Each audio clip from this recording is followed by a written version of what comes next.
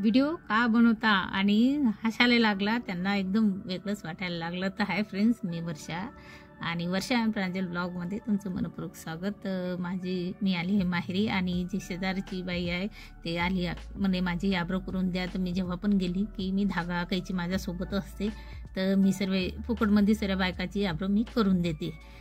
तर याची आब्रो तुम्ही बघू शकता किती गॅप आहे, साईज पण छोटी आहे आणि त्याची राईट साईडची जी आब्रो आहे ती एकदम काळी आहे, लेफ्ट साईडची एकदम पातळ आहे. पातळ आहे, तिला पॉईंट पण नाही आहे, जे आता मी करायला लागली आहे. तर आपल्याला असं पकडून घ्यायला लावायचं त्याले आणि एक गाईडलाईन पकडून शानी आपल्याला हलक्या हलक्या हाताने एक एक आब्रो केस काढून घ्यायचा आहे. थोडीशी पावडर लावून घ्यायची म्हणजे समोरच्या व्यक्तीला घाम वगैरे येतो तो जास्त असं त्रास होत नाही, जाणवत नाही. आणि असं स्ट्रेट धागा पकडून शानी आपल्याला ही आब्रो अशी करत करत जायचं आहे. तुम्ही ना माझ्या चॅनलला अजून सबस्क्राईब केलं नसेल तर प्लीज करा.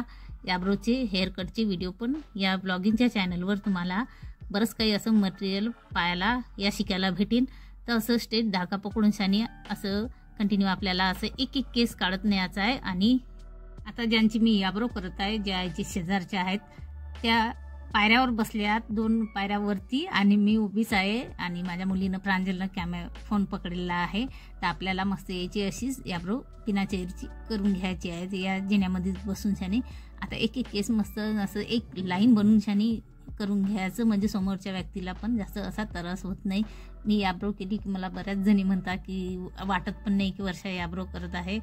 तर जे प्रॉपर बायका राहतात पार्लरवाल्या त्या एकदम अशा जो हळून शानी 2-2, 3-3 केस घेता धाग्यामध्ये, तर जास्त त्रास होते. अगर तुम्ही न्यू असाल तर तुम्ही पण असंच हलक्या हलक्या हाताने एक एक केस काढून शानी शिकून घ्यायचं म्हणजे समोरच्या व्यक्तीला त्रास पण होत नाही. मी अशी जे आब्रो करते, थोडा टाईम लागलाच चालेल पण व्यवस्थित करून घेते. आता यायची आब्रो बघून शानी मी पहिले तर नाहीच बोलली यांना की मी नाही करत, पण त्या बोलल्या, मी 3-4 जणीची आब्रो केली तिथंच आईच्या शेजारच्या, तर त्या बोलल्या की आमची पण द्या करून.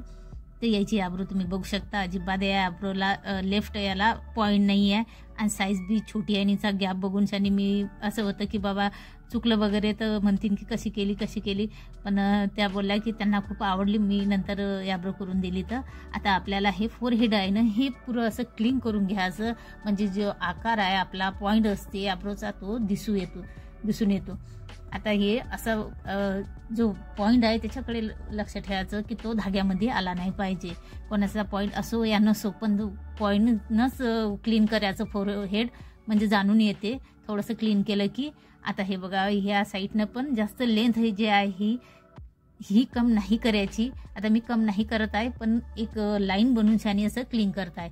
आता ही जी राईट साईडची आब्रो आहे तुम्ही बघू शकता, ही किती काळी आहे आणि छोटी साईज आहे पण काळी आहे त्या तिकडल्या आब्रोपेक्षा. तर इथं जो पॉईंट आहे त्या ठिकाणी इथं असा त्याला काळ्या कलरचा डाग आहे.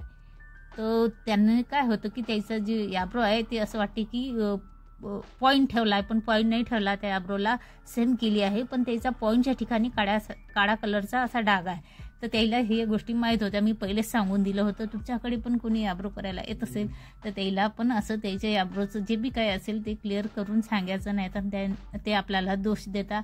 आता मी इथं तर काही जास्त करत नाही, पण मी माहेरी गेली की मी सर्वची फुकटमध्ये आब्रो करून देते आणि मी धागा सोबतच घेऊन जाते. तर जेव्हा मी पार्लर शिकत होते तेव्हापासूनच मला लय भूत सवार चढला होता पार्लर शिकायचा.